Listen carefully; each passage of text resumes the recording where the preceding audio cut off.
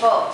Ipatapat yung tail natin or end dun sa may nipple line. Imaginary lang. Nipple line. Nipple line. Ay, balik. Na unaffected side. Ay, dito po yung affected natin na napapansin ba yung mga baliktad? Tawag ko rin po sa pasyente. As galaw-galaw yung daliri. Sulawin ka may hawak. Tingin po yung mga codes natin. So, etong mga tupi-tupi, tapat natin sa pasyente. Mamaya makikita natin kung bakit. Ay, dalhin sa likod. Ilalim ng kikilig. Balik sa ibabaw ng sugat. Tapos likod. Ilalim ng kilikili. Square na dito sa may ibabaw ng chest.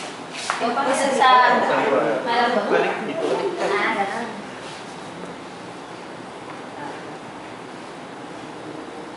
Tago ang lawet.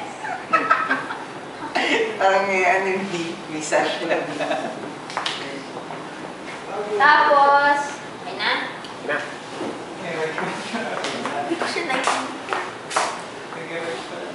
Saan? Ay, Yung iba. baliktad nyo sa akin. Bakit ako baliktad nyo sa akin? Ano? Sa ilalim ng pinipili niya.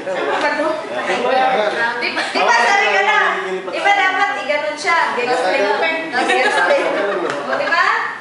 Kabila. Ito ma'am. Yun! Yung affected area eh. Hindi, tama naman yun eh. Yung sa uli ng mga dapat hindi pinagdaan. Teka lang. Dito papadaanin. Okay. Tama naman yun. Tama, ayan. Dito papadaanin. Tawag sir. Babangon ng kilig. Yung... Ginawa niya dito. Yung pinadaan mo ulit sa akin. Kailan di siya Lunch na. Ayun. Tapos Eh, kaya sa niya ilalim. nakinig.